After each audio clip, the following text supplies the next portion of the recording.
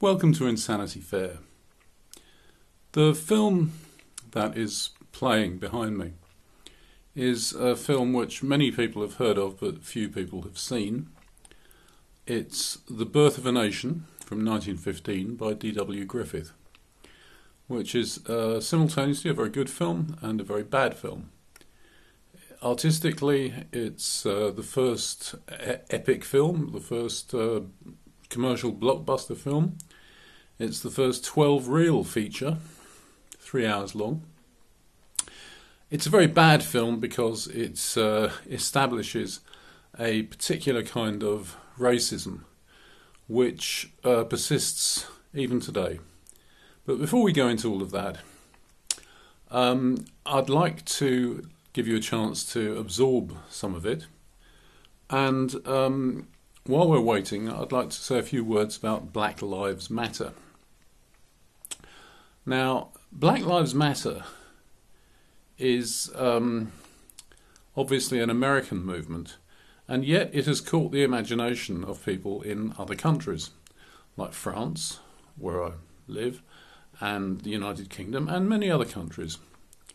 And people have this peculiar illusion. They think that Black Lives Matter is talking about them, if they are black people in France or in Britain or elsewhere. And so they protest about injustices in their own countries, and they hold up banners saying Black Lives Matter, and they have pictures of George Floyd and so on. And they seem to believe that Black Lives Matter activists care about them. Now, the Black Lives Matter activists themselves, the American ones, they just see this as protests in support of them. And, you know, they're right to a degree. But it's striking that, well, two things are striking. One thing is that they've tried to organise Black Lives Matter events, protests, in Africa. And a few people have turned up in South Africa and in Nairobi. But they're not protesting about their own lives in Africa. They're protesting about the white police mistreatment of American blacks, which they care about, apparently. In France, there are people protesting about the death of a black French young man at the hands of not at the hands of the police, no, while in police custody, and they seem to think that this is part of the global Black Lives Matter movement. Now, if you look at the Black Lives Matter website, you will see what the global Black Lives Matter movement is, because they have one office outside the United States, and it's in Canada. Now, black people in America have called themselves different things at different times. The original word used for them was Negroes. Actually, in the South, that was pronounced Negres. And it was not a term of abuse, but it was the term that was used commercially. Negroes for sale, it said on the posters. And so it wasn't a very polite term, and the black people themselves used to call themselves coloured folks. They saw coloured folks and white folks. That lasted for a long time, and then they became black. The current term, there have been various others, the current term, the Oprah standard, we could say, is African American. So that whenever they would naturally use the term black in a sentence, they automatically substitute African American. African American. If they had called this movement African American Lives Matter, it wouldn't have made any difference to the meaning of the movement, but it would have avoided all of this great misunderstanding. And there is a particular reason for this. The core identity and the core grievance of African Americans and of the Black Lives Matter movement is that there was slavery and that the injustice of slavery was never completely addressed, which is true. However, there is a unique feature of American slavery in the South, and that is that the transatlantic slave trade, which had been going for hundreds of years, was outlawed in 1808. And at that time, slavery was already established in the South, as it had been established in the Caribbean, and before that, for centuries actually, some 200 years in Brazil, by the Portuguese who started it. The great boom in cotton, which made the fortune of the southern plantation system worked by slaves, only started after 1808. And so there was a huge expansion of slavery in the southern states, but it was all domestic. It was a domestic market. These were American-born slaves being sold principally to start new plantations. The great slave market was in Richmond, Virginia, and the plantations spread steadily westward as the demand for cotton increased. So a slave might be sold in Richmond and then immediately transported to Mississippi, say. So this meant that when the slaves were freed in 1863 to 1865, practically all the slaves were American-born. And so, they spoke English, they'd been brought up there, they were home. And that is a very different kind of thing to being somebody captured in Africa and brought as an unwilling slave. It was the only way of life that they'd known. Okay. Now let's turn to this film. The second part of this film, where we've started, the first part ends with the assassination of Lincoln. Then there's the intermission, during which the ushers dressed in Ku Klux Klan uniforms go round. And then this second part starts, and it's almost a scene-for-scene remake of a play which was written by Thomas Dixon, Jr., who was a very energetic man. He was from South Carolina. He had gone to college very young. He had graduated from college. He'd gone to Johns Hopkins, the best graduate school at the time, where he got to know Woodrow Wilson. He had tried to be an actor and failed. He had tried to be a lawyer and didn't like it, and then found his niche in the family business, which was hellfire preaching, because his father, who had been a slave owner in South Carolina, was a Baptist preacher. And so Dixon took it up, and he moved to Boston and then to New York, and he became the most popular preacher in America. Huge crowds being turned away. He then turned to lecturing in his spare time, so non-religious preaching, I suppose you'd call it, and writing. He wrote 22 novels, 12 plays, and 19 films, most of which he produced himself, because he set up a studio in California with the money that he'd made from his other writing.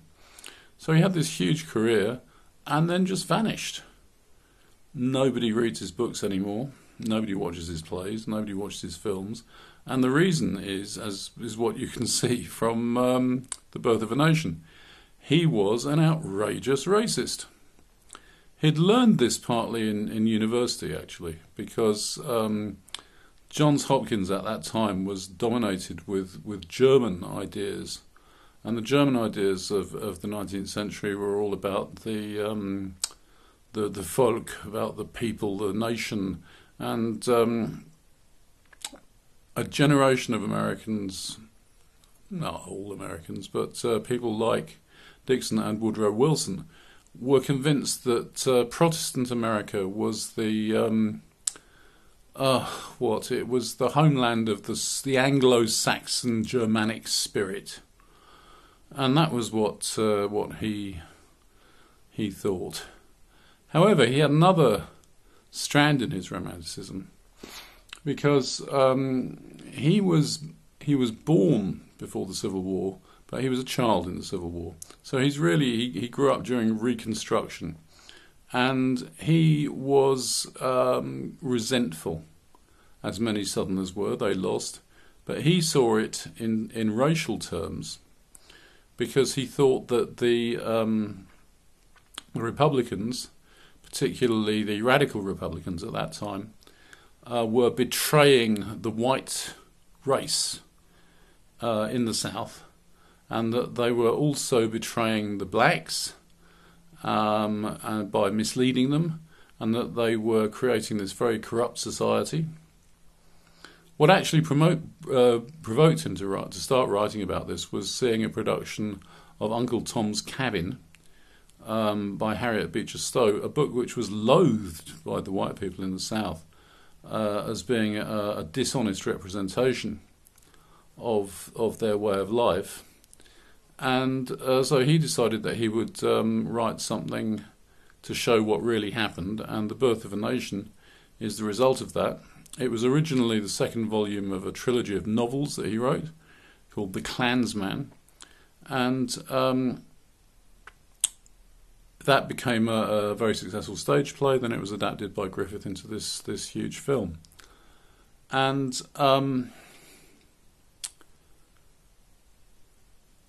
the motivation was romantic. He called it a romance of the Ku Klux Klan.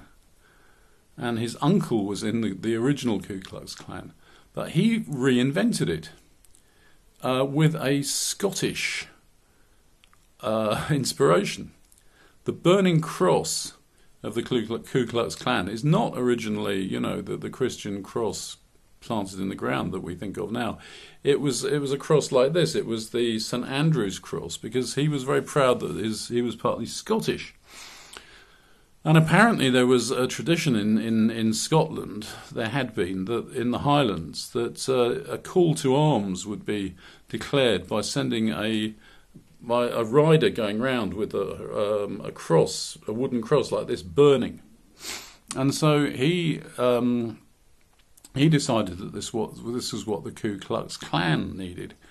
And so he created that, and he also created the uniforms, the white hoods and everything, and they have these peculiar spikes on their heads in the film to hold the hoods up. I don't know what system they use today. I doubt if it's that.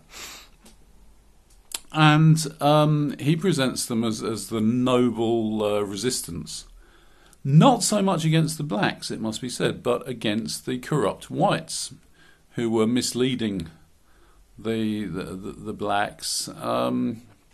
It's complicated. I mean, he has characters that just didn't really exist. One of the main villains is a mulatto, a mixed race person, and there was no such figure in reality. He has a figure who is supposed to be Thaddeus Stevens, who was a leader of the Republican radicals.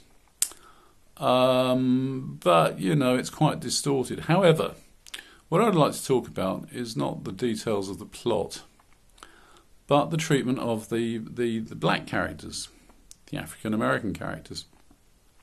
They are played by white people in blackface.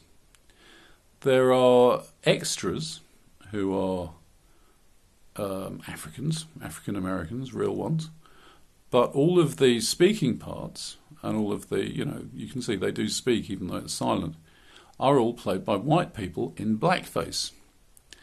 And this includes the most monstrous characters. There's one called Gus, who is a renegade slave. And the heroine, famous actress at the time, famous beauty, Lillian Gish, is pursued by Gus, figuratively and literally, because he finds her out walking, and so he decides that he's going to ask her to marry him, and she refuses and runs away. So then he decides that he's going to rape her. This was a great fear or a stated fear of the southern whites, that the blacks were going to rape their women, when the reality was the exact opposite, that they would rape black women whenever they felt like it. Anyway, so Gus he chases Lillian Gish, Elsie, her character's name, to a rock, a high place, and then she says, no, don't come any closer, or I'll jump. But he can't restrain himself because of his evil black lusts. So he approaches her, and she jumps and kills herself. And then various other things happen. But anyway, so there's Gus doing this, and it's a white man in blackface. I mean, I don't know if they could have found any black actor prepared to act out this monstrous scene. But if they had, I doubt if he would have been as villainous, as evil as this white actor was. Now, I suppose that the practical reason why they used white actors in blackface was because the set was segregated. So the extras, the black extras, had to eat separately and, come on when they were told and then go away. But even so, I mean, the idea of dressing... putting white actors into blackface to prove how evil black people are, and then getting them to behave in this awful way, it's just incredible. I mean, they have a scene. There are different scenes, more or less serious. There's one where a troop of black soldiers, because there were some black militia rows. So these are black soldiers in Union uniforms, and they push a white man out of the way, outside his house, and he looks outraged. Well, that scene, it could have happened, I suppose, and you could have had some African American actors dressed up as soldiers doing it, but with white actors in blackface doing it, it's just an incredible travesty. So what they did essentially was to create an image of black people. It's not only that, there are various other outrages.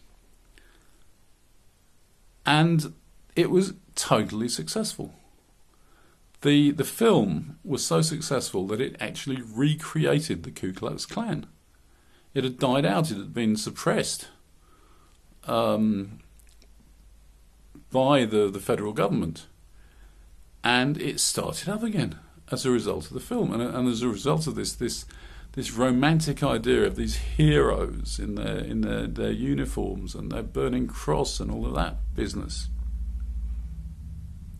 Now, the connection that I'd like to make is that Black Lives Matter is now doing something very similar with regard to white people. There's this nonsensical idea of whiteness now as being something awful, some terrible disease that people have. If white people talked about blackness like that, how long would that last? Now, what they've managed to do is that this time they've got it's not actors in whiteface. It's not black actors in whiteface. I don't think that would quite work. But what they've done is they've persuaded lots of young people that what they have to do now is to apologise on behalf of white people to black people. Now again, this is an American idea. And maybe it is a little bit more justified in America because, there was this situation where it was one group of Americans and another group of Americans. And so for national unity, okay, you could talk about it as a relationship between the white people and the black people. But in Europe, in the rest of the world, that argument just does not apply. My family in England did not have slaves, did not have any stake in slavery, didn't profit from slavery. There were, some rich people profited from it. There was a history or a book written by an American historian which suggested that, a Southern propagandist, which suggested that the condition of the slaves in the South was materially better than the condition of the English working class in the same period. And having just read Charles Dickens' Hard Times, I must say I think that's a plausible point of view. The English working class lived under indescribably bad conditions, and had this. It was totally precarious. If you could get fired at any moment for any minor thing, and then you were just ruined. You became a mendicant. Now, having legal freedom obviously is an important thing. I don't want to minimise that. But I think that Black Lives Matter is essentially creating this blackface version of what white people are, as if we're all kind of slave masters. It's a bit like the sort of Nazi propaganda against Jews, which presents them all as all these hook-nosed people with bags of money and top hats on. We're not all like that. And the image... No, I know, it's not the image, it's the idea. The idea that is suggested by Black Lives Matter is that there is this large group of people, white people, who think that black lives don't matter. Well, I don't know who those people are. Thank you.